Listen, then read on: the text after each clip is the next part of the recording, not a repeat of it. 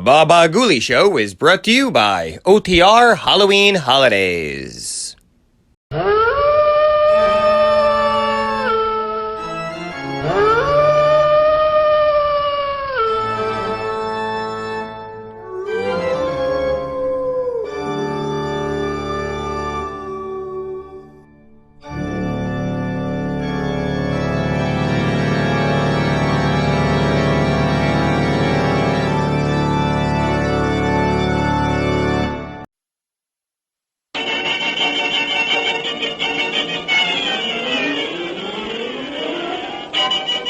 We bring you The Witch's Tale, written and produced by Alonzo Dean Cole.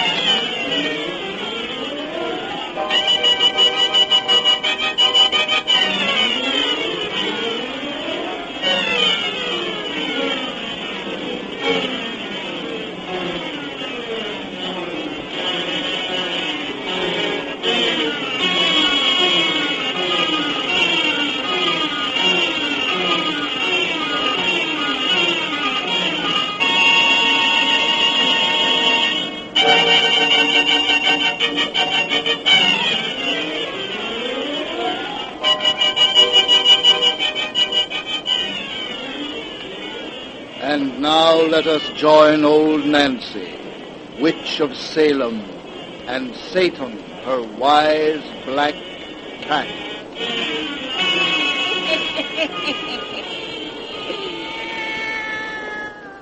110-year-old I be today.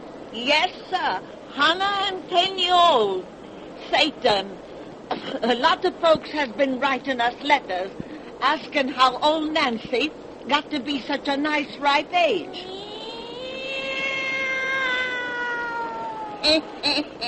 You said it, Satan.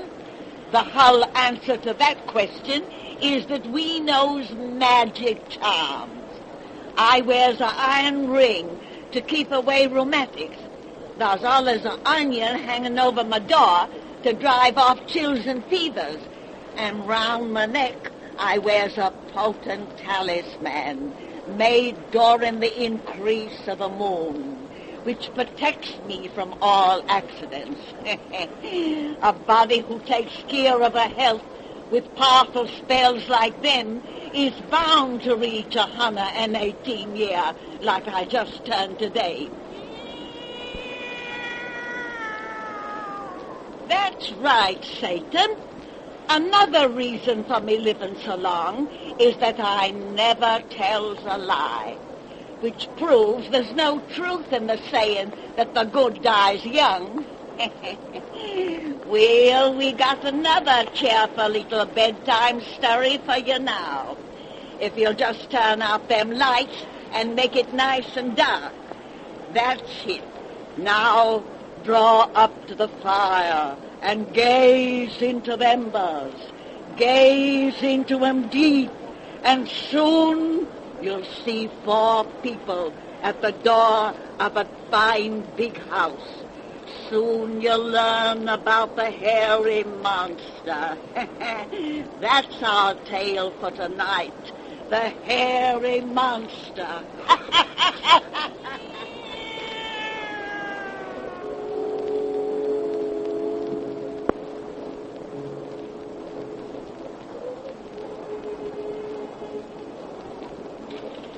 Here we are. Now, just a moment till I find the light switch. Hurry, Mr. Week. Gosh, yes. We're terrible excited. I have it. Now, look at the inside of your new home. Oh, Gee whiz. Barbara. Like it? Oh, it's A heavenly. regular mansion. Perfectly And scrumptious. it's all yours, Miss Turner, house, grounds, and furnishings. That is, you'll carry out the conditions of Mrs. Hawker's will and live here continuously for 1 year, beginning tonight. If she'll live here. Ha! Try and get your way, eh, perhaps? Oh, I'll say so. After you and Aunt Maggie and I have had to live in 2 rooms and a kitchenette all our lives. Oh, Doesn't it just seem as though we're dreaming? My. I can hardly believe it. It's true, all right. Look, Babs, Mr. Weeks has even had a telephone put in for us. I've had the place set in order as though I was moving in myself. Doesn't look like a house that's been closed and tenantless for 5 years, Well, does it? it's just perfect. Everything. Absolutely scrumptious. I'm going to get our baggage from the car, so I'll have nothing to do but explore. I'm going over the place from cellar to attic. Rodney, don't forget to bring in my hat box and umbrella. I won't, Aunt Maggie. Aunt Maggie, just look at these gorgeous window curtains. Real lace. My. But the kitchen is what I want to see. That's my special ballywick, Mr. Weeks. Where is it? You'll find it at the end of this hall, Miss Domda. Excuse me. I've got to have a look at the kitchen before I do another thing. Oh, we're all so terribly excited, Mr. Weeks, and we'll never forget that our good fortune is entirely due to you. Oh, nonsense. I'm only acting as any attorney would to serve his client's interest. But other attorneys kept this place away from us for 5 whole years. Well, they had no legal grounds for their action, as the courts have finally decided. The terms of Mrs. Hawker's will were specific and clear, in spite of certain rather strange provisions. Your sister, Helen, was named as sole heir. And in the event of her demise, it was provided that the estate should pass to her nearest female kin, which happened to be you. At your sister's untimely death, the executors should have placed you in immediate possession. Now, to continue in possession, I simply have to fulfill the terms originally imposed upon my sister. That's all. You reside in this house for a period of 1 year, during which time you will sleep in the master bedroom upstairs, which was formerly occupied by Mrs. Hawker. You are not to pass so much as a single night away from here, and you must spend at least 3 hours in that bedroom from every midnight to sunrise alone. Funny condition, isn't it? But a very simple one. If poor Helen hadn't been killed in that auto accident the day of Mrs. Hawker's funeral, she would have found it as easy to fulfill as I should. And now she's dead. And I have this wonderful house. Your sister must have been a very sweet and lovable character. Mrs. Hawker had known her scarcely 2 weeks when she executed that will in her favor. Wasn't it extraordinary? Helen was only her paid companion, a trained nurse like myself. Strange, the workings of fate. Now you, whom Mrs. Hawker never even met, become her heir. What sort of woman was Mrs. Hawker? Helen used to write that she was very peculiar. Well, that's proven by the queer conditions of her will. But despite her eccentricity, Helen wrote that she was a highly intelligent old person who spent most of her time in scientific research. I've heard that, but I hardly think that her studies were very scientific. You'll find some mighty queer stuff in the library she left. Works on magic, alchemy, and such outlandish things as that. Is that what she studied? They're the only books in the place with English titles. I don't know what the volumes treat of that are written in Chinese. Chinese? Yes, you've inherited quite a collection of Oriental literature. Mrs. Hawker spent most of her life in Tibet as the wife of a missionary, I believe, and that's all I or anyone else in this town really knows about her. But she made no friends or confidants. From the time she came here 15 years ago and built this house, she rarely left it. In fact, she scarcely ever left that room upstairs, which you'll occupy in accordance with her will. She must have been very eccentric. That provision isn't the only strange one in her will. You don't have to worry about the others. The executors had seen to their fulfillment. I know. But why? Hey, help me, someone. God! I'll unload you. All right, there. Much obliged. I wanted to get all this luggage in at once, so I'll have nothing to do but look over our new residence. And besides, it's Mr. Weeks' car we had cut it up with this stuff, and he may want to drive it home sometime tonight. Say, it's nearly midnight. I must be running along now. Oh, it was awfully good of you to meet us at the train and bring us out here. I wanted to enjoy your first excitement over the place. Oh, Barbara, the kitchen is simply scrumptious. There's copper pots and pans, real silverware, china dishes. Rodney, did you bring in my big hat box and umbrella? Here they are, Aunt Maggie. Oh, thank goodness. Well, I'll run along. Guess you'll find things comfortable enough until you can make your own arrangements. Everything's wonderful, thanks to you. You've been a real friend, Mr. Weeks. It's all been a pleasure, Paul. Good night. I'll take you to the door. We'll all take you. My stars, the moon has come out. Isn't it nice?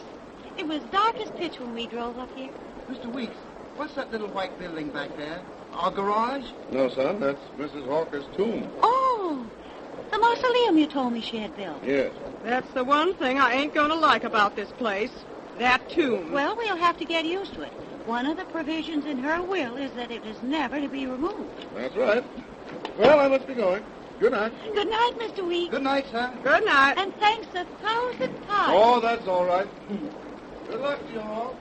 Let's get back in, Babs. I'm just crazy to explore the place. Well, so am I. And I can hardly realize it's really ours. I don't like that grave in the backyard. Aunt Maggie, you knew that tomb was there before we came. I didn't know it was so near the house.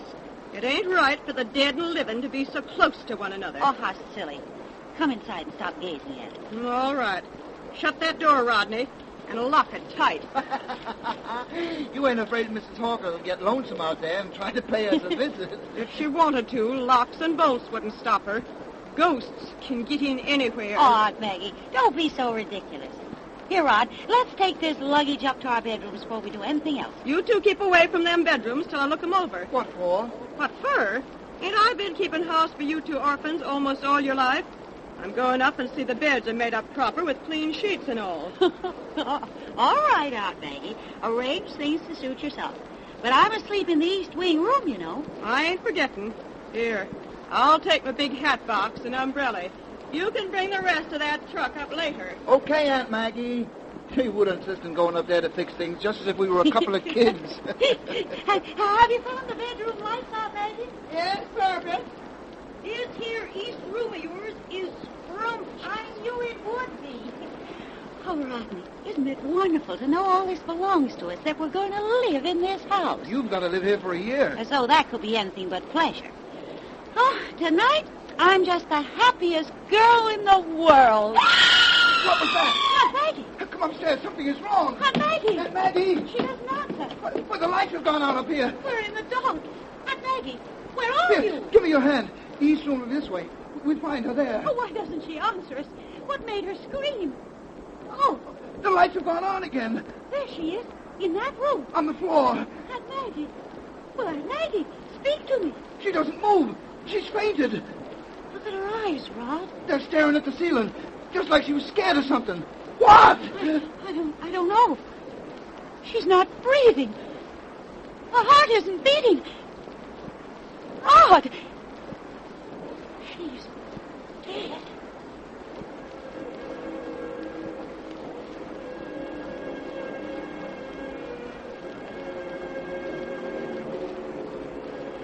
You still insist, Doc, that this woman was frightened to death?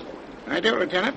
Until an autopsy shows me some chronic organic weakness that isn't apparent now, I'll say she died of paralysis of the heart muscles brought about by shock.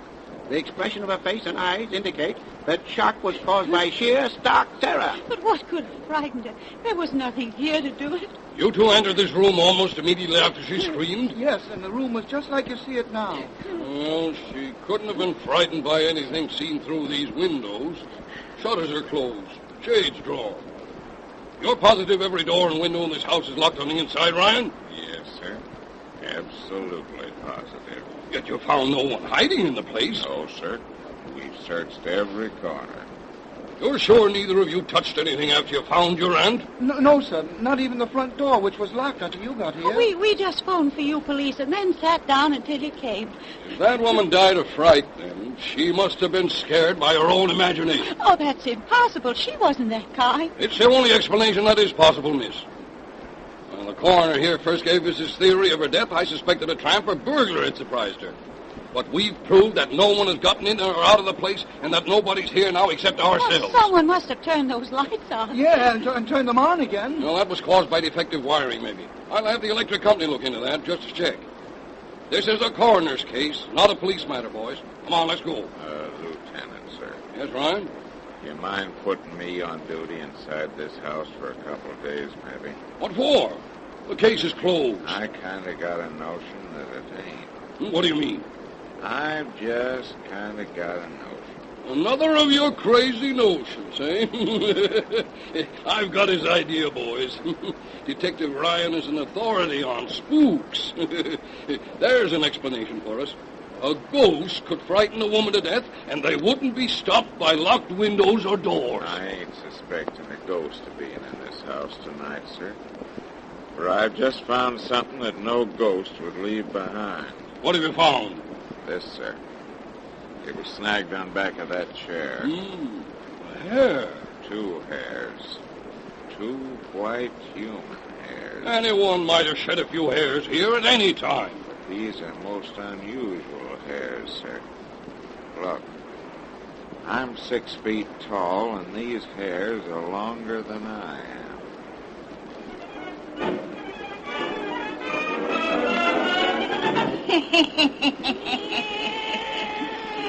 Well, that's just the beginning of this pretty story, Satan. You folks come see me next time I has a birthday, and I'll let you know what sort of critter them 6-foot hairs belong to.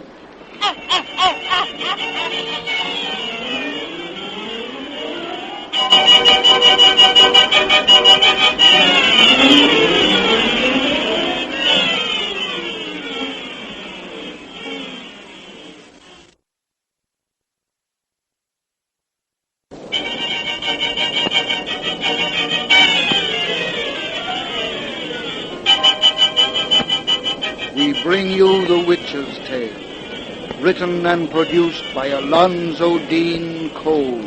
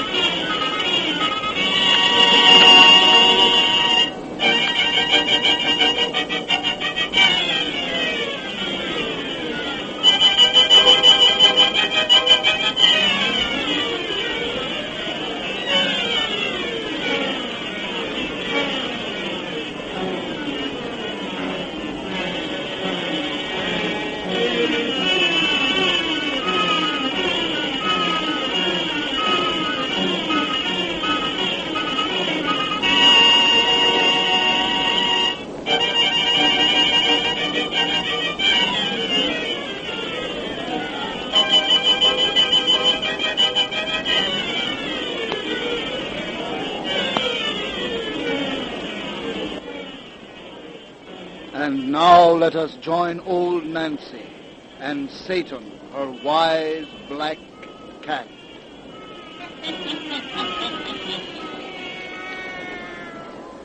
Hannah am 12-year-old I be today. Yes, sir. Hannah am 12-year-old. And now, if everybody just douse out their lights, we'll spin the finish of that 30 yarn we begun the last time you was here. What'd we leave off, Satan? Oh, yes.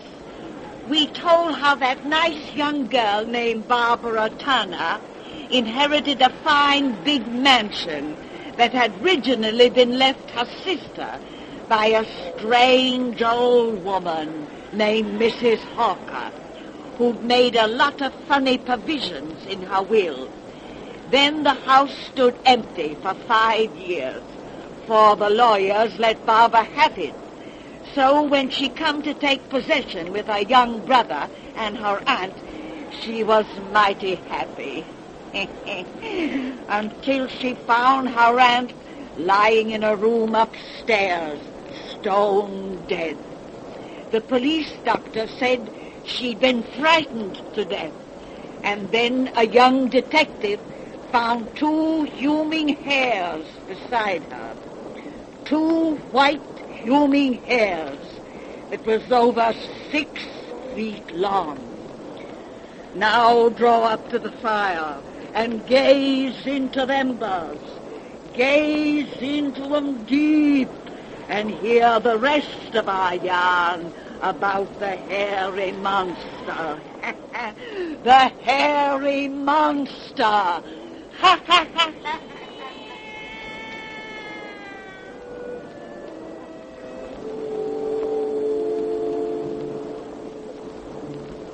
It's almost 1 o'clock, Mr. Ryan. How much longer are we going to sit here in the dark? It's a little before 12. You heard your aunt scream in this room last night. Yes. I kind of had a notion history might repeat itself, but it begins to look like I was wrong. You're all in, aren't you, Miss Turner? Of course she's all in. She hasn't had a wink of sleep. Oh, that doesn't matter, Rod. If there's anything to be gained by watching here. Well, I'd kind of like to sit it out a while longer, if you don't mind. You still think those hairs you found had something to do with Aunt Maggie's death? Well, I kind of got a notion. But what could have hair like that, nearly 6 feet long? I don't know, son. You say they The autopsy this afternoon strengthened the coroner's conviction my aunt was frightened to death. Yes, sir. But you are positive no human being could have gotten in here. Mr. Ryan, do you believe in ghosts, as the lieutenant said last night? Well, I keep a sort of open mind, miss. You know, folks are apt to say things ain't so just 'cause those things haven't been a part of their personal experience. I've got a kind of notion strange things happen in this world that can't be explained away by simply saying they couldn't happen. You're Irish, aren't you, Mr. Ryan? Well, Ryan ain't exactly a Polish name. You mean maybe I come by my funny beliefs natural. Belief in the supernatural is common to all races. Only the Irish seem to have a deeper insight into mysteries, and, well, only the Scotch can compete with them when it comes to having, notions. Yes, and my mother was Scotch. Is that so? I'm Scotch-Irish, too. Well, you know, I kind of had a notion. Yes, sir. The moment I looked at you, I said to myself, now there's too nice a girl to be anything. Say, if but anything's Scotch. going to happen in this room, when is it going to begin? Just wait a little longer, son. Yes, sir, Miss Turner. You're the type of girl who...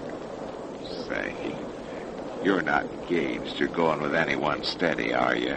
You know, according to Mrs. Hawker's will, my sister has to stay in this room at least 3 hours every night alone. Oh, I don't care anything about that, Rod. After what's happened, I hate this house. Funny conditions in that will you, Mrs. Hawkers, you told me about. Awful funny. Come on, son. Let you and me leave your sister alone in here. Not if you think anything may happen. It won't. That was just a bum notion. Here, now switch on these lights. Now leave them burning the rest of the night, miss. I think you'll sleep better. I'd rather you and Rod would stay here with me, Mr. Rod. I'm not afraid, but I'm too upset to sleep. No, I'm not. I'm tired. I'm going to bed. Come on, son. If my sister don't want to be left here alone, She'll like it don't when she have gets to. used to it. Come on. Hey, let go of my arms. What do you Come mean by on. grabbing me? Don't do that. Mr. Ryan. Good night. Say, are you crazy? Shut up. I will not. You can't so real for... Now, I'm going to keep my hand over your mouth so you nod your head. You'll keep your face closed. You keep quiet? All right. What's the idea? I just got a notion something might happen in that room quicker if so many people weren't hanging around. You mean it... I don't know. We ain't going to move 2 feet from your sister's door if we have to stay here all night. Now, come back here. What's that crack of light under the door? If it goes out or your sister yells, we throw ourselves into that room double quick. 1 o'clock. What's your reason for all this? There ain't no reason. I just kind of got it.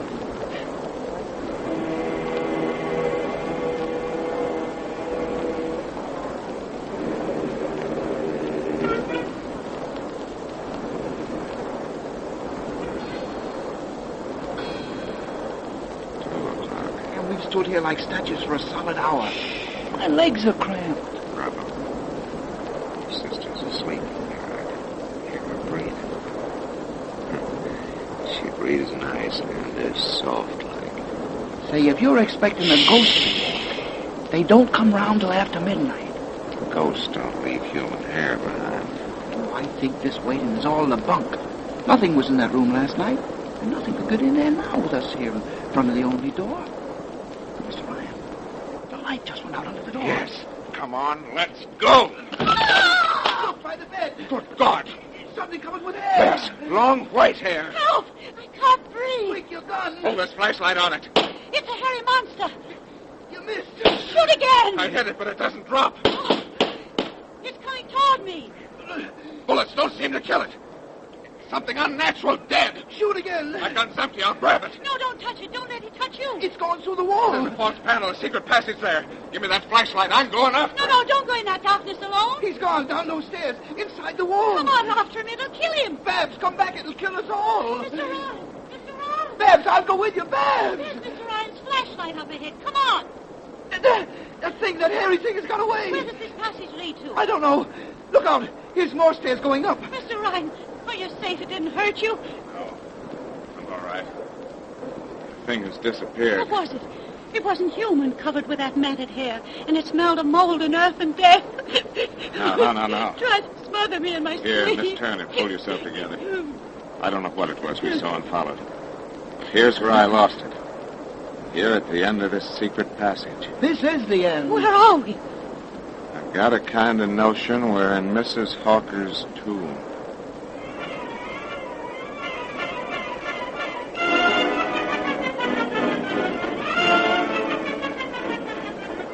Mr. Ryan, that frightful thing we saw last night couldn't have been Mrs. Hawker. She's been dead 5 years. And you say yourself it was not a ghost? No. Ghosts don't leave hair behind, or little things like this. What's that? Human fingernail, 5 inches long. I found it by the panel that leads into that passage. I've read that nails grow out about 1 inch each year. And like hair sometimes, they keep on growing after death. You mean... But last night we saw the dead who's still alive. A vampire? No, a vampire drains your blood. Mrs. Hawker came last night to steal your body. It's when she was placed in this tomb 5 years ago, she had everything arranged to steal your sister. I don't know what you're talking about. I've done some funny reading, as I told you, Miss Turner. In Tibet, where Mrs. Hawker used to live, there's magicians who know how to suspend all animation of their organs and to live like the dead for almost any time they want. They also know how to kill another human being by smothering its breath, and how to set up their own spirit inside the stolen flesh. Mrs. Hawker knew all about the magicians of Tibet. If this incredible thing can be true, that explains those conditions in her will. Yep, that her heir occupy that room with a secret passage leading to this mausoleum. She'd been cheated of your sister and had waited 5 years when you arrived. She was over-anxious to claim your life that she might live again. So she entered that room without caution, and your aunt saw her awful figure in the moonlight. Last night she waited. Careful. But the lights, what made them go out? Master switch inside the passage. She built this house herself, you know. And among the queer conditions in her will was one that the slab above her tomb should be made so it might be lifted by a lever inside her coffin. Another stipulation was that she shouldn't be embalmed. And those instructions were carried out. Uh-huh. Yeah, but why didn't your bullets kill her last night if she's really living? They say you're a champion pistol shot, and yet we couldn't find a drop of blood. She hasn't any blood, son. Her body is just a dried-up husk held together by a evil spirit. That husk must be destroyed entirely, all at once. That's why I'm having those lamps put up inside the mausoleum. Those huge sun-ray lamps? Yes, the sun that preserves life is a destroyer of the dead. That's why she can only leave her tomb in darkness. It's night now. There may be danger from her if you lift that slab. Why don't you wait until morning, until the natural sun comes out? I can't have her in the same world with you another hour. You know, Miss Turner, you're the type of girl who... Everything's set, Ryan. You and your brother wait outside here, just in case anything goes wrong. No, if there's any danger, I'm going with you. Miss Turner, you're not engaged or going with anybody steady, are you? We're ready, Ryan, if you are. All right. Lamp set and lever placed? Everything. Now turn your lamps on before we put pressure on this lever. There they go. All right, boys. Heave the slab off. Here it comes. Now keep away from here, Miss Turner. It's off. You were right. In that coffin is a hairy monster. She's alive. She's getting Now up. turn those rays down there in the coffin. Oh! Those lamps went out. What's wrong? Connection came apart. I'll fix it. Quick! She's rising from this Good tomb. Lord. You keep back, Miss Turner. Keep away. She's got her hands on Mr. Ryan. Oh, with those long nails like knives. Those lamps. For God's sake, Tear her those away. lamps. She's cutting him to pieces. Dad, keep away. The lamps are out again. And the rays are working. Look. She's let him go. Oh, Mr. She's fallen. She's becoming just dust and bones and hair. She's gone. Destroyed forever. Are you all right? I kinda got a notion. Oh, you're bleeding. She slashed your face and throat. Rod, get me iodine, bandages. Thank goodness I'm a nurse. A nurse?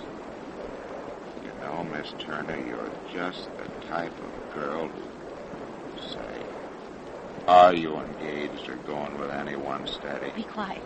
You're weak and losing blood. But are you? No, not yet. Why do you keep asking me that? Oh, I've kind of got...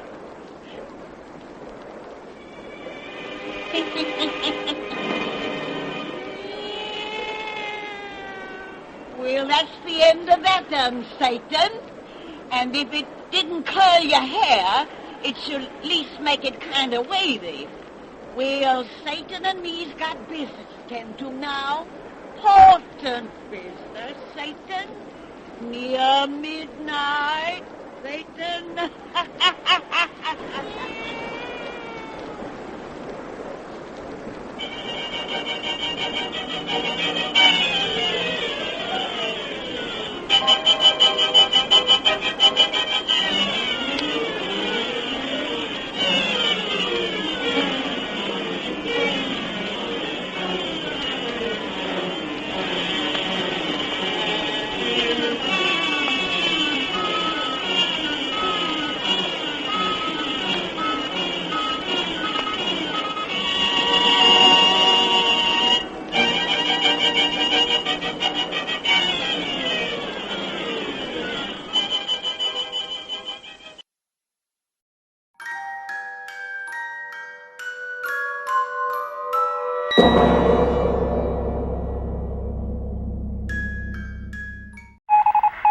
The following is a PSA from Watchwaddle Productions.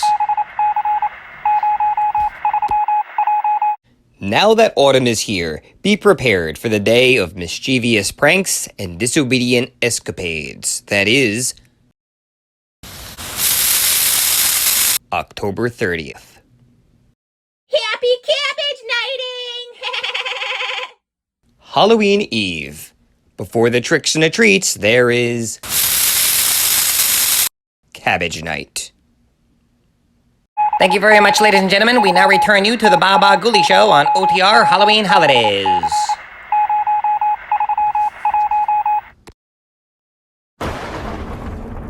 You don't have to pick up a bag of Butterfinger for Halloween. Maybe your house looks good covered in toilet paper. Give those monsters what they want. Get your fingers on some Butterfinger.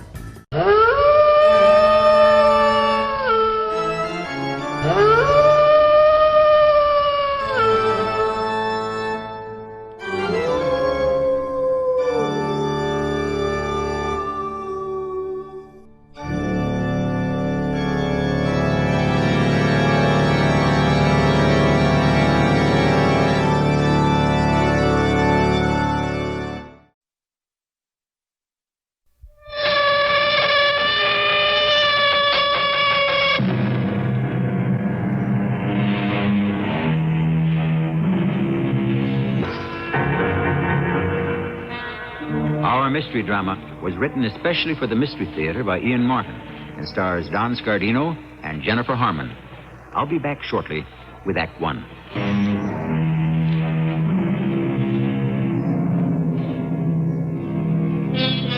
The advertisement I began to read to you was the actual one that Alec and Maura Grant answered.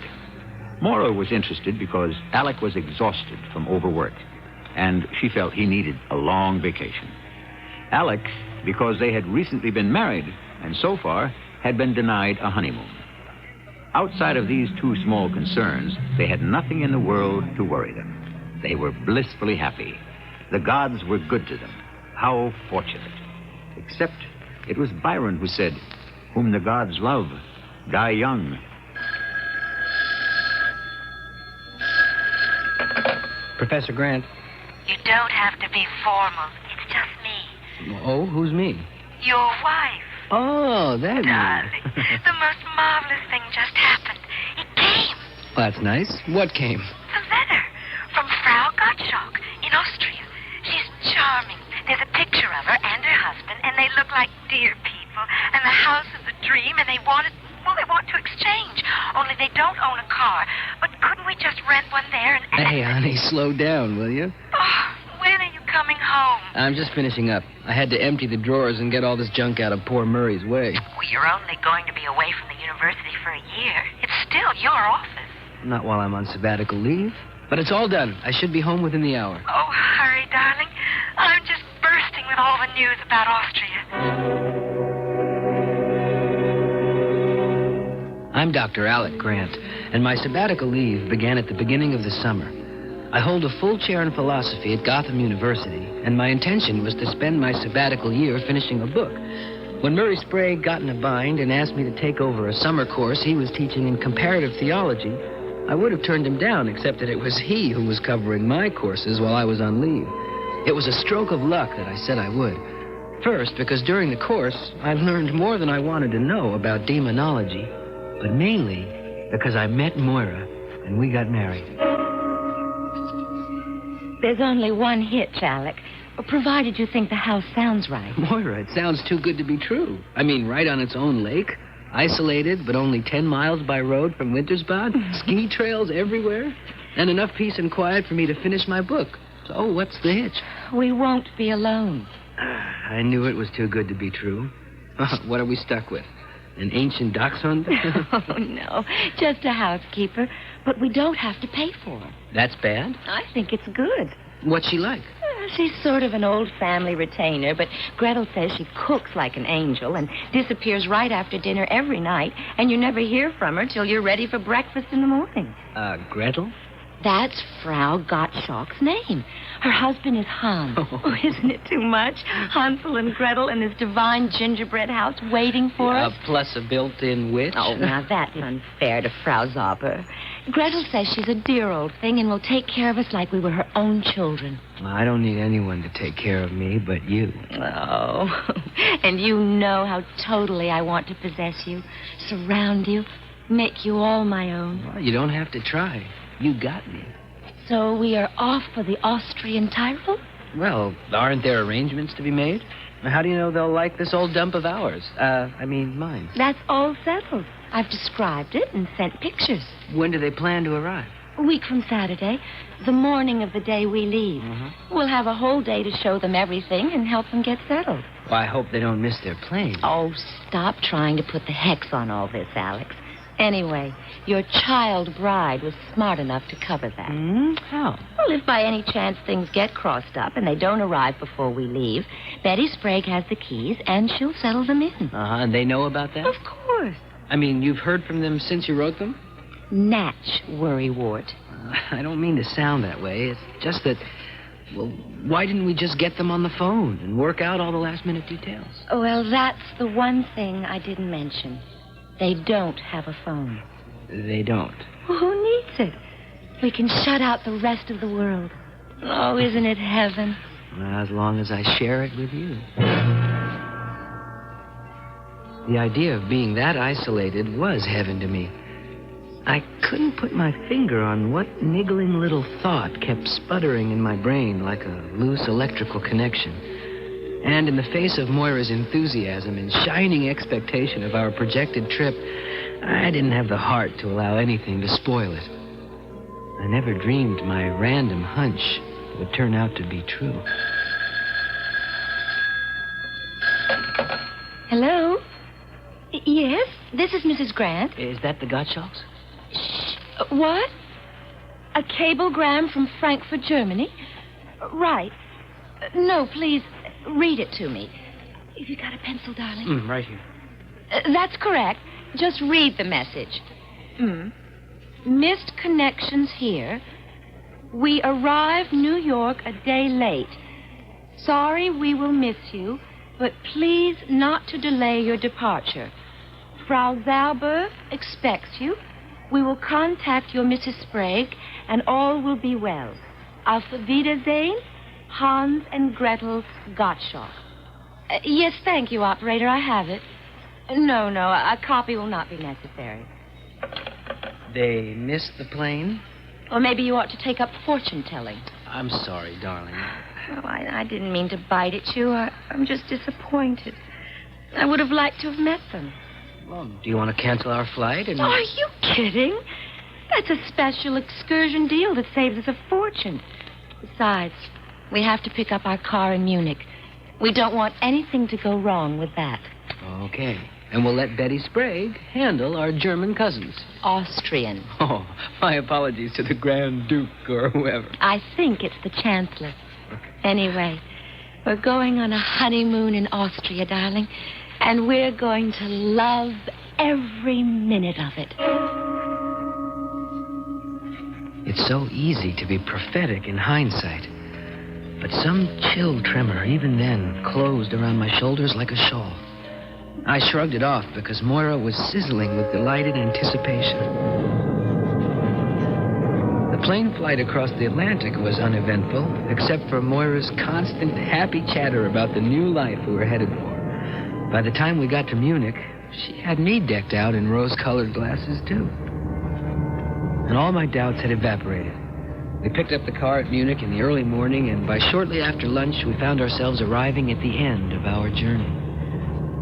Oh, it's all so green and so beautiful.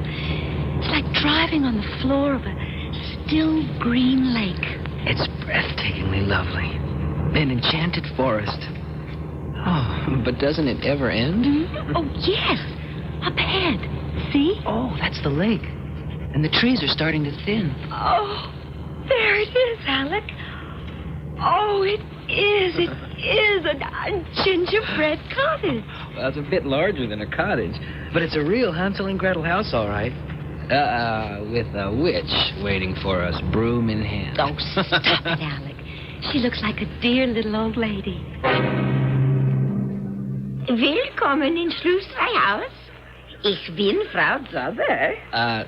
Wir sind Herr und Frau Grant, aber wir haben keine Deutsche sprechen. Ach so, it is no matter. I have English pretty good.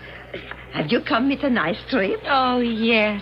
The countryside is gorgeous. Oh, from Munich, you are arriving? Yes, we flew in this morning and drove straight here. Oh, I have been waiting though. With a broom, I sweep the doorstep again and again so you will see the house at its best. But you must be tired. Kommen Sie bitte. I show you your house of dreams. We entered the chalet, our shadows streaming before us from the sun at our backs. Something revived that vague, uneasy feeling I had forgotten during our journey. But the tour of the house was too fascinating to allow me to dwell on it.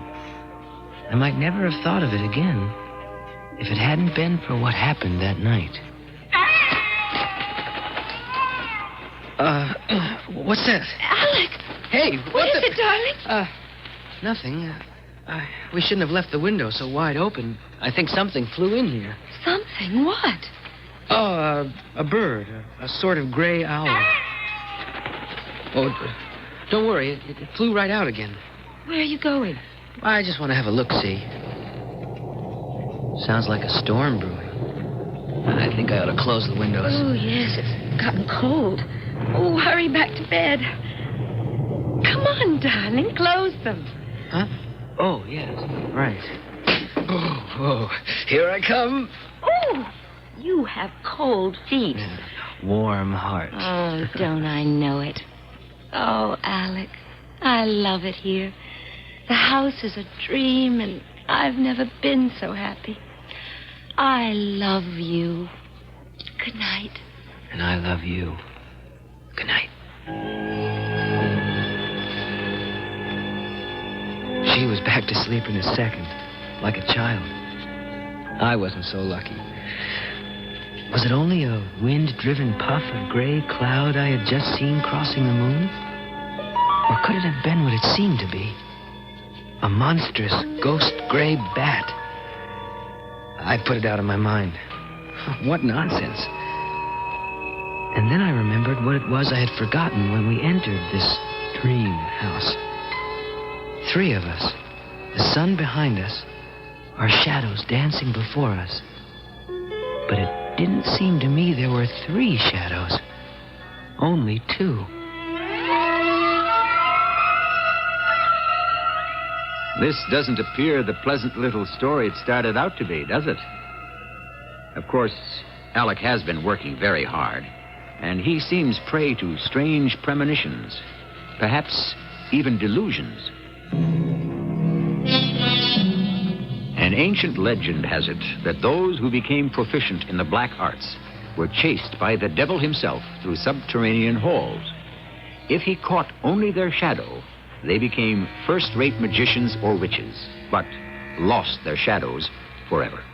The question here, so far, is twofold. Is there a shadow missing at all? And if there is, whose is it? Mora? Frau Zauber?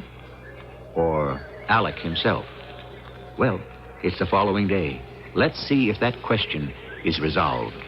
Would you like already some more coffee, Herr Grant? No, thanks. Frau Grant? No. But it was wonderful, Frau Zauber. So was breakfast. And dinner last night was superb. Dankeschön. It makes me very happy you like it. So, I clear away everything. Thank you so much, Frau Zauber, for making us feel so much at home. Aber it is your home while you are here. I go make you a picnic lunch. Don't worry. The mist will burn off, and it will still be a beautiful day. Oh, isn't she an angel? Yes. What's this about a picnic lunch, Maura? Well, it was Frau Zauber's idea. She thought we might like to spend the day exploring. She's told me about a wonderful spot which will give us a view of the whole lake. Oh, doesn't it sound like fun? I don't know. What's the matter, darling? I was just wondering about the Gottschalks. I didn't realize how much I'd miss a phone. I would like to have run down to Wintersbad and given them a ring to see if everything was all right. Darling, you're forgetting the time difference. It's still the middle of last night at home. Oh, that's right. Excuse me, please. Oh, I didn't hear you, Frau Zauber. You were talking. I didn't want to interrupt. I have here the picnic, all in the basket. You want it now? Oh, well, not quite yet. I want to get dressed. I won't be long, Alex. Oh, Frau Zauberg, you're so kind.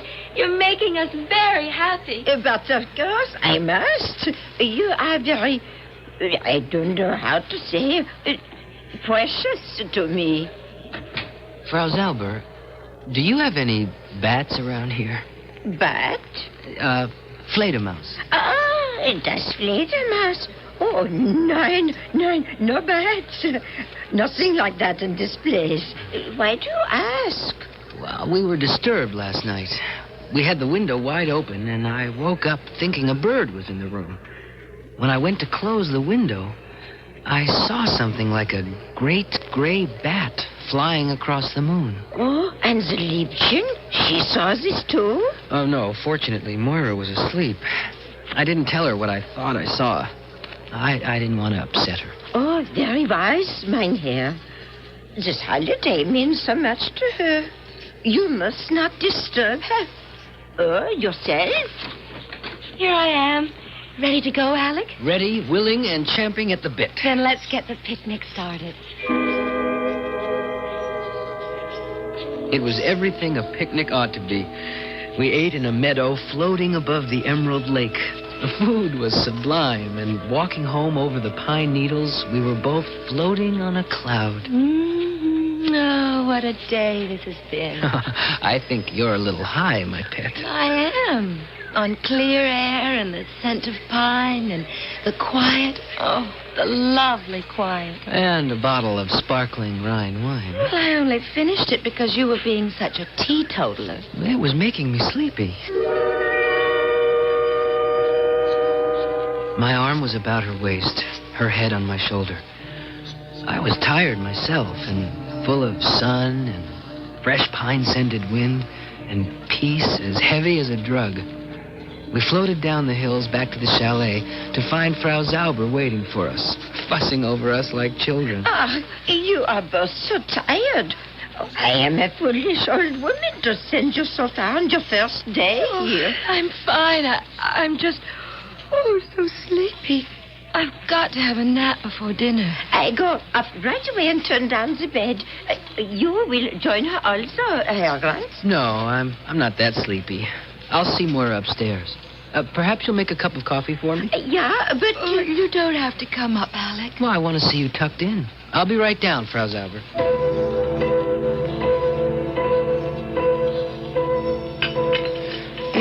Thanks for the coffee, Frau Zauber. Max sneaked. I needed it. Oh, I'm quite sleepy myself. You should be resting with the little one. Nope. This is a good chance to make a quick trip to town and make that phone call. Why don't you wait till tomorrow? It's only 10 miles, 15, 16 kilometers to Wintersbad. I'll be back within the hour. Oh, I think maybe you should not drive. You look very tired. I'd like to set my mind at rest. You just keep your eye on... Oh, what is lost, mein Herr? Something wrong? Oh, no, not a thing in the world. Just a flat tire. Wait a minute. Both front tires are flat. I'll be damned. Oh, is it something bad? It's not good, Frau Zauber. Until those tires are fixed. One I could handle, but two... Is there a mechanic near here? In Wintersbad, yeah. Well, that's great. How do I get in touch with him without a phone? Oh, Fritz comes with the milk. I could tell him to let the garage know. When's that? Tomorrow morning? No. Tomorrow's Thursday. He'll be here again on Friday. Oh, no. Pardon. Not even Friday. That's All Saints' Day. It's a holiday. It will not be until Saturday. I guess that fixes that. Without wheels, I'll just have to use Shank's mirror. Excuse me? Walk. Oh, 15 kilometers? Well, not tonight, anyway. I guess my phone call to the Gottschalks can keep. Ooh. Maybe I'll join my wife in that nap. But supper? Why don't you leave us some sandwiches? Yeah, I will make a tray. And some wine. And the coffee all ready to brew. Will there be anything else? No. If I want you, where will you be? I sleep in the cellar. It would be too difficult for you to find me. Well, it doesn't matter. We both probably will sleep until morning.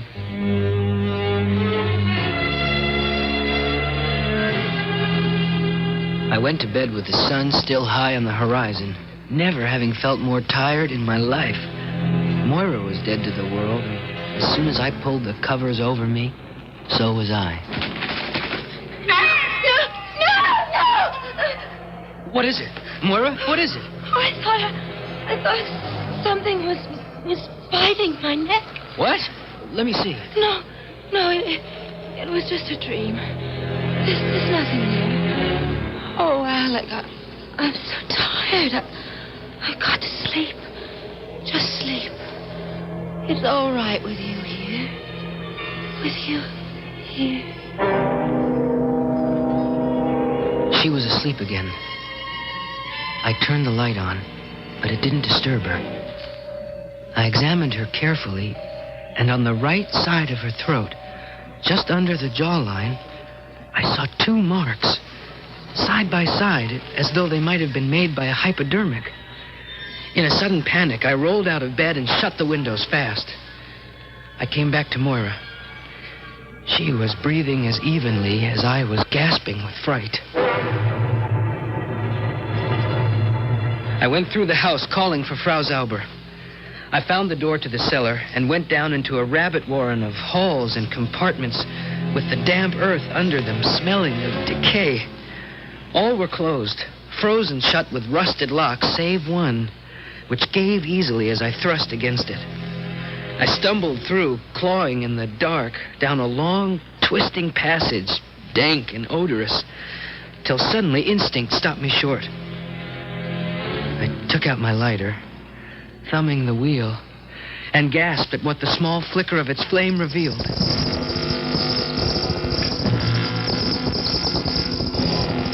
I was on the edge of a vast cave covered with bats. Bats everywhere, hanging upside down, gazing at me inscrutably, accusingly. The most horrible of all was a huge worm-gray one hanging by the hooks on its wing elbows, its unwinking upside-down eyes driving a dreadful hate through me like nails pinning me against the wall. Then as I raised my lighter, with a sudden powerful swing, it somersaulted upright, and spreading its enormous wings, it launched itself at me with a banshee wail.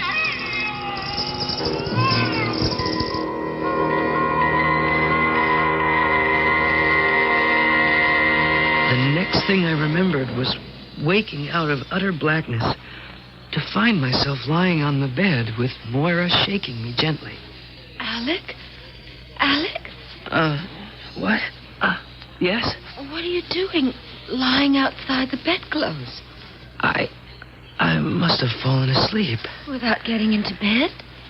Well, I was up because of whatever bit you. I wanted to close the windows and... Bit me? What do you mean? Well, don't you remember? You woke up suddenly, and You thought there was something in the room, and... Alec, darling, I haven't been awake since I went to bed. Oh, no, Moira. You... Well, just let me take a look at where... What is it? They're gone. The bite marks are gone. Oh, Alec, my darling, what's wrong? There never were any bite marks. Nothing bit me. Oh, you must have had a bad dream. Moira, let's get dressed and get out of this place. Now. I can't leave now. I'm just beginning to relax. I have to sleep. You can't, Moira. You've been asleep for over 14 hours. It's morning. The sun is up. I must sleep. Why? What is it, darling?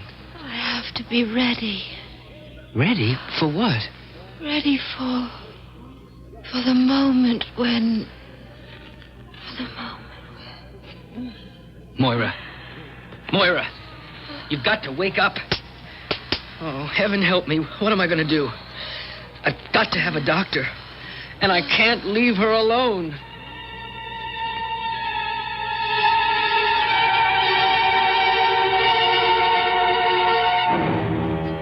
A terrible dilemma for Alec. What strange sickness is drawing the life from his wife's body? He must find help for her. On the other hand, stark and terrible is the memory of that awful cavern, peopled by the obscene and monstrous bats. Or were they only a figment of his imagination? Does he need a doctor as desperately as his wife? I shall return shortly with Act 3. Laboratory test proved. Digel tops, plain antacids. First, we cut the yellow top off a Digel tablet. Then tested the remaining white portion and proved, with its top layer removed, Digel consumes as much heartburn-producing acid as Tums or Rolaids. What's more, of the three, only Digel, with the yellow top, has the fast gas-calming action of simethicone. Conclusion: when you want more than plain relief, Digel tops plain antacids. Occasional use only as directed. Best Western has friendly places to stay wherever you go, and a full-color road atlas and travel guide to help you get there. Turn into the Best Western near you and pick up your free copy of the Best Western Road Atlas and Travel Guide today. Then let us make your reservations for you. So come on, turn in America, turn in Adam, turn in America, turn in Adam, turn. Every day, people face all sorts of tests. Driver's tests, tests at school, and every day, tests on life. Oh, Mr. Cadwell, you're next. Ah, Mr. Cadwell, please take a seat. Thanks. Are you ready for your test on life? I guess so. Well, don't worry. It's only for practice. This time, that is. First question. If your son broke your favorite fishing rod, would you, A, be understanding, or B, yell at him? Was it really my favorite fishing rod? Oh, Mr. Cadwell. Would you stab someone in the back to get a promotion? How big a promotion? Come, Mr. Cadwell. Well, gee, I don't know. Well, you can find the answers at your local house of worship. That's where you and your family can learn about handling the everyday problems we all face. Religion in American life, Mr. Cadwell. We need it. A message from Religion in American Life, the Ad Council, and this station. Yeah. Well, thanks, and see you later. You can count on it.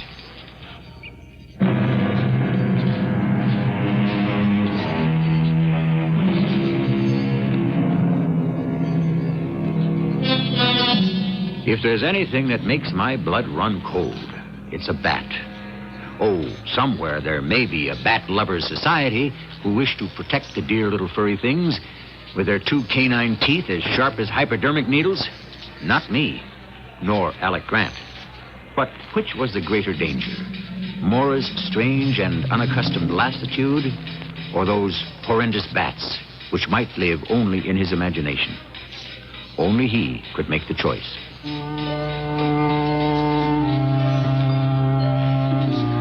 I listened to Moira's heart. It was steady, far steadier than my own. Her pulse was strong and normal. She breathed easily. But she was in a profound sleep that was dangerously close to coma. I had to get to a doctor. Guten Morgen, Herr Grant. Did you sleep well? No, I didn't, Frau Zauber. Oh, but why? I thought you told me there were no bats in this part of the country. Yeah? Why do you think there are? Because I believe one bit my wife last night. Oh, poor Liebchen. I came down to the cellar after my wife was bitten, looking for you. I called, but you didn't hear. Oh, I am the very sound sleeper. Yet I couldn't find your room, but what I did find was one door that could be opened. What do you think I found behind that door, Frau Zauber? Oh, I have the trouble with the English. I don't... I found a long corridor, and at the end of it, a cave full of enormous bats. Bats, Frau Zauber. Herr Grant, I think you are having eine böse Traum, a nightmare.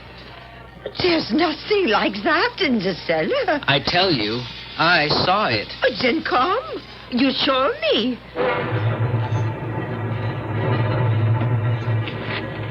There it is. That's the door. Oh, but that's the door to my room. No, I show you. I couldn't believe my eyes.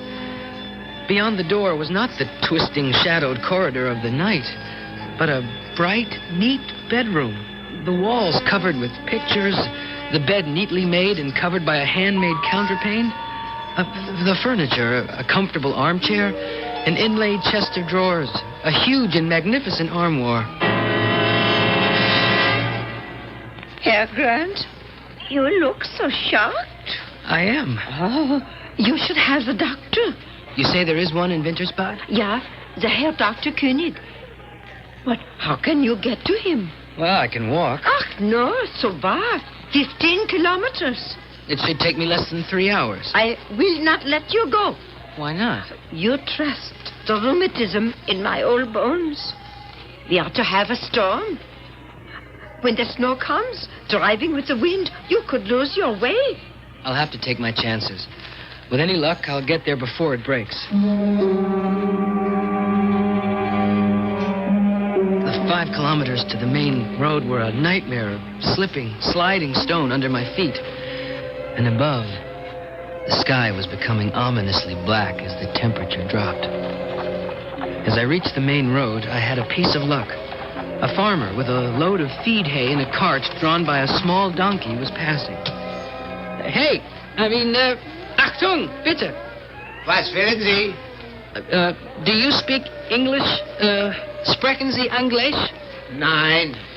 Sprechen Sie Deutsch? Oh, no. I want to go to Wintersbad. Wintersbad? Ja. Ich gehen mit eins? Im Wintersbad? Ja. Ja, kommen Sie. Dankeschön. Ich möchte einen Doktor, Dr. König. Oh, ja, Herr Dr. König. Zurück. Wir müssen gehen.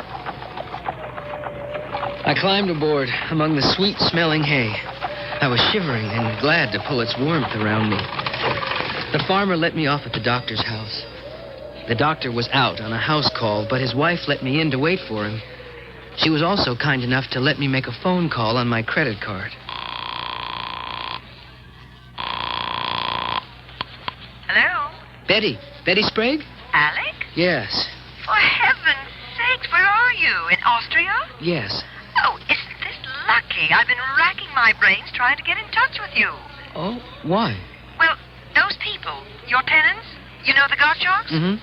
Well, I've been on pins and needles, Alec. They haven't arrived yet. I don't mean to worry you, but... Well, that's all right, Betty.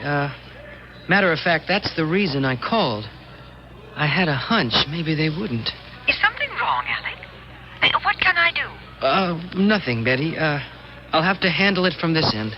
You don't sound like yourself. Are you sick? I don't know. Well, is Moira all right? I have to hang up now, Betty. You'll be seeing us very soon. Tomorrow, if I can arrange it. Alec, you're scaring me. What is it? What's wrong? I was scaring myself because once again I was blacking out. That's the way the doctor found me when he returned, and I don't know what garbled story I blurted out. It was only after I found myself gulping some scalding black coffee that I gathered my wits enough to return to normal. Very well. that is better. The eyes begin to focus now. You know me? Yes, but... I am Dr. Franz König. You are in my consulting room. Have I told you why I am here? Oh, you have told me a great deal. You came to me under the influence of drugs, Mr. Grant. Some form of hallucinogen plus deep sedation. And you have told me a most exceptional story. My wife, Moira. You've got to come and see her, Doctor. I'm afraid. Yeah, I too am afraid for her.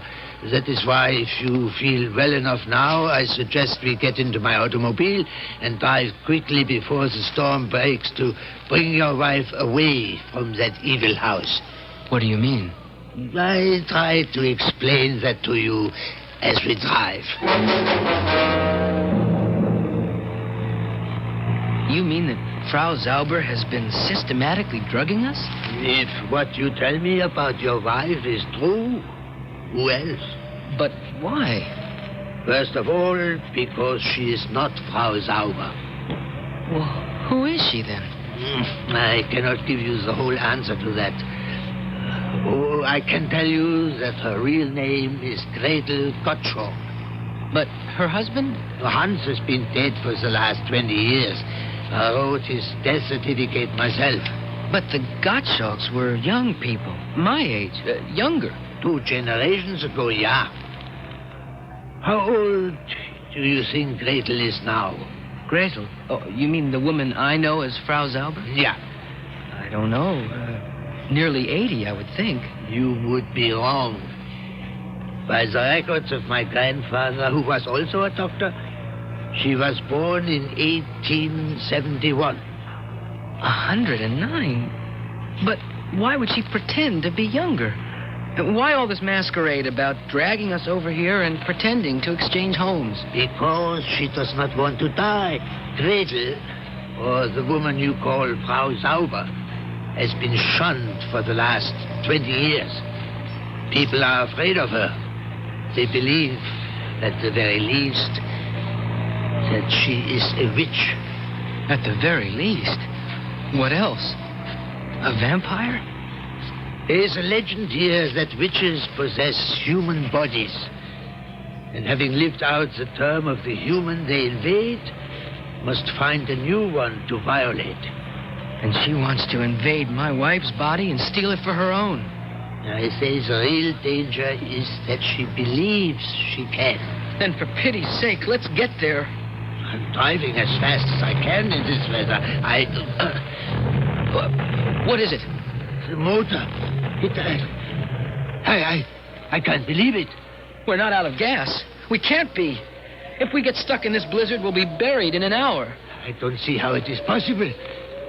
But we are out of petrol. Well, now what do we do? No one will be traveling this road on a night like tonight. We must walk. What, back to Wintersbad? It was too far. If we are to save your wife, we go on to the Gottschalk house.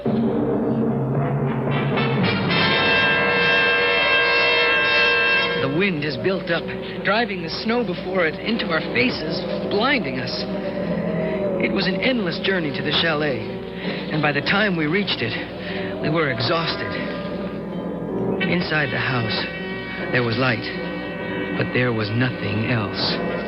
No Frau Zauber, or whoever she was. But more important, no Moira. Moira! Moira! Yeah, you wouldn't find her by calling for her. We must do the finding. How? We can start by looking for the witch. Where's her room? Have you the flashlight, Herr Grant? It's almost burnt out. Wait a minute, there's a light. Ah, here. Yeah. As you described it. Yet the night before you thought this door led to the tunnel and the cave of bats? Yes. This armoire. Right opposite the door. Let's see. Just a clothes closet. The back is solid. But wait. There is a mark on the floor. See? From the casters on the legs. It must be hinged to swing open. Yeah. There's the hinge on this side. That means there must be some sort of a catch or a lock on my side. Yes, I have it. It's opening. And right behind it is the passage I went down that leads to... Wait. Listen. So there are bats. Yes. And that proves she's a witch. And also, you may be right. A vampire. She's got Moira. Come on. I tore recklessly down the twisting, tortuous passageway. The doctor followed more slowly. As I ran, I could hear words, chanted in Frau Zauber's cracked old voice. Words that chilled my blood. Oh, thou art my own king and emperor of the northern parts. I call, invoke, and exorcise thee to lend me all your awesome power to enter this young nation, that I may live my new life cycle as a witch of the inner circle. I had reached the entrance to the cavern. On a slab of stone, like a rough altar, Moira lay, unmoving. Behind her, a step higher, that ghost-gray bat was poised, the words I had heard issuing from its mouth. And behind it, obscenely, a crucifix turned upside down. I feel your presence. I feel your power. What is it, Herr Grant? A filthy, pagan rite, huh? All the forces of evil and the legions of hell. What do? We call on him and ask him to lend us his strength. In your name, I will be reborn. As I drink her blood, I will be done. No! Stop! You are too late, Empress. She is mine! Mine for all days! As she bared her fangs and bent to sink them in Moira's throat, I went berserk. Seizing the torch from the shaken doctor's hand, I shone it directly in her face. As she recoiled from the light, I lunged and drove the heavy oaken alpenstock with its steel-tipped end through the loathsome, furry body, driving it back to pin it to that obscene, inverted crucifix. I took Moira up in my arms, rushing through the mist, gasping for breath, dodging flames which were beginning to sprout from the earth. I reached the safety of the passageway none too soon, for suddenly, behind us in the cave, the floor exploded with a roar of flame and hissing steam.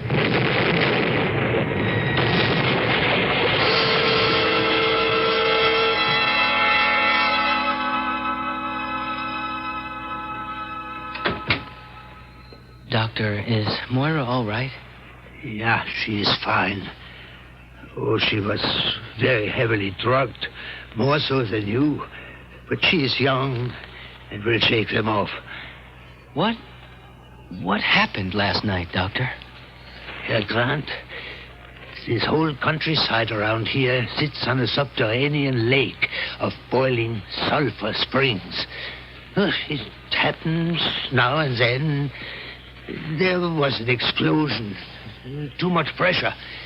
It blew off like a volcano. Did you see everything I saw? Oh, the light was poor. My eyes are not what they were. The mist of steam created strange illusions. That cavern is gone forever, buried under tons of earth and stone. You need fear nothing anymore. You are free of her forever. There's nothing either good or bad, but thinking makes it so, as Hamlet remarked to Rosencrantz and Guildenstern. Are there such things as witches and vampires? I can only answer with another quote. We are what we believe. I'm holding a remarkable 35-millimeter camera. You probably don't know the name of it unless you've been to Japan. In Japan, where everyone has an eye for cameras, people have been looking into this name for over 40 years. What's behind it? Technology so advanced, we're about to introduce a camera powered by the sun and an SLR lens that focuses by itself. The name? Ricoh. R-I-C-O-H. You can see one at any fine camera store. Ricoh. It's a name worth looking into. Morning seem to start out better. You seem to go much better when you start to stay together. Maxwell House and you get that good to the last stop feeling. With Maxwell House, only Maxwell House. A taste, a feeling like no other coffee. Always good to the last drop. Maxwell House. Did you ever want to own your own business? It might be simpler than you think. We can take the mystery out of it. Here's the first clue. We're the largest instant printing chain in the world. Right, you got it. Postal Instant Press, PIP. Now, clue number 2. You can get into a franchise for a lot less than you think, and the balance of the purchase price after your down payment will be completely financed by PIP at below the prime interest rate upon credit approval. We can bring a lot of witnesses, too. Take the man and wife running their own business and doing well, the singles who are part of PIP's success story, the retirees, or many more in the growing PIP family. All of these people are just part of the evidence.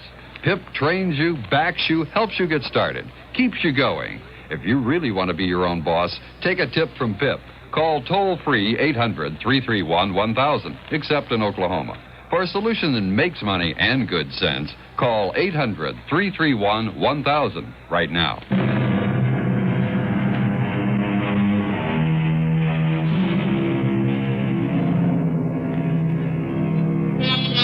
I might add that, as you have seen, Lord Byron was mistaken about the Grants. They did not die young. But then, on reflection, after all they had to go through, perhaps the gods didn't love them so much. Maybe that's the trouble with quotations, that they tend to be only half true, that we should never accept anything as the ultimate answer to life. It has a lovely way of going on, no matter what happens or what the poets say. Our cast included Don Scardino, Jennifer Harmon, Joan Shea, and Robert Dryden. The entire production was under the direction of Hyman Brown. This is E.G. Marshall inviting you to return to our Mystery Theater for another adventure in the macabre. Until next time, pleasant dreams.